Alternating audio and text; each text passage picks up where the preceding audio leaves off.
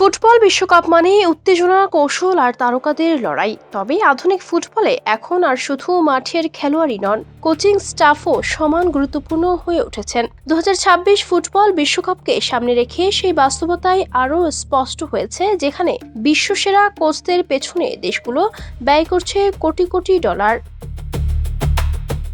যুক্তরাষ্ট্র, মেক্সিকো ও কানাডার যৌথ আয়োজনে অনুষ্ঠিত হতে যাওয়া এই আসরে প্রথমবারের মতো অংশ নেবে 48টি দল।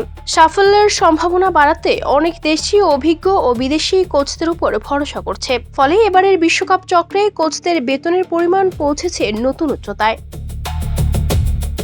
প্রকাশিত বিভিন্ন আন্তর্জাতিক প্রতিবেদনের তথ্য অনুযায়ী 2026 বিশ্বকাপে সবচেয়ে বেশি বেতন পাওয়া কোচদের তালিকার শীর্ষে রয়েছেন ব্রাজিল জাতীয় দলের প্রধান কোচ কার্লো আনচেলত্তি। তার বার্ষিক আয় প্রায় 1,13,00,000 মার্কিন ডলার, যা এই তালিকায় সবার উপরে।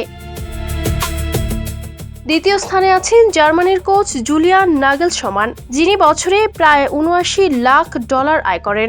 তৃতীয় স্থানে রয়েছেন যুক্তরাষ্ট্র জাতীয় দলের কোচ মাউরিসিও পোচেত্তিনো, যার বার্ষিক আয় 68 লাখ ডলার। চতুর্থ স্থানে আছেন ইংল্যান্ডের প্রধান কোচ থমাস তুখেল, যিনি বছরে প্রায় 65 লাখ ডলার বেতন পান। এরপর পঞ্চম ও ষষ্ঠ স্থানে যৌথভাবে রয়েছেন পর্তুগালের রবার্তো মার্টিনেজ এবং উজবেকিস্তানের ফাবিও কানাভারো। দুজনই বছরে প্রায় 45 লাখ ডলার করে আয় করেন। সপ্তম থেকে নবম স্থানে রয়েছেন যথাক্রমে কানাডার জেসি মার্শ, মেক্সিকোর হাভিয়ের আগিরে এবং প্যারাগুয়ের গুস্তাভো আলফারো। তারা প্রত্যেকে বছরে প্রায় 28 লাখ ডলার করে আয় করেন। তালিকার দশম স্থানে আছেন আর্জেন্টিনার বিশ্বকাপ জয়ী কোচ লিওনেল স্কালোনি, যার বার্ষিক আয় প্রায় 26 লাখ ডলার।